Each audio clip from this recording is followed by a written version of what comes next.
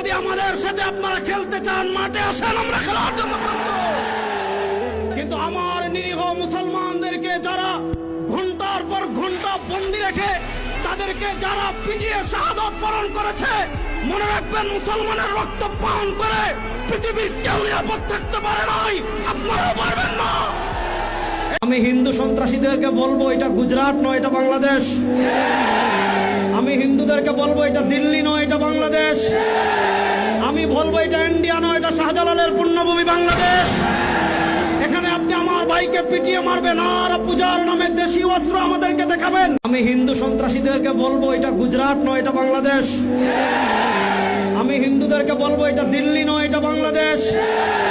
আমি বলবো এটা ইন্ডিয়া নয়, এটা শাহজালালের পুণ্যভূমি বাংলাদেশ। এখানে আপনি আমার ভাইকে পিটিয়ে মারবেন আর পূজার নামে দেশি অস্ত্র আমাদেরকে দেখাবেন।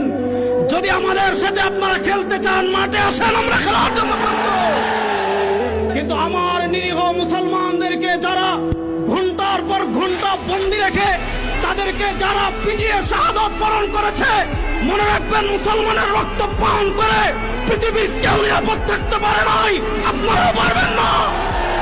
এই রক্ত কথা বলবে ইনশাআল্লাহ।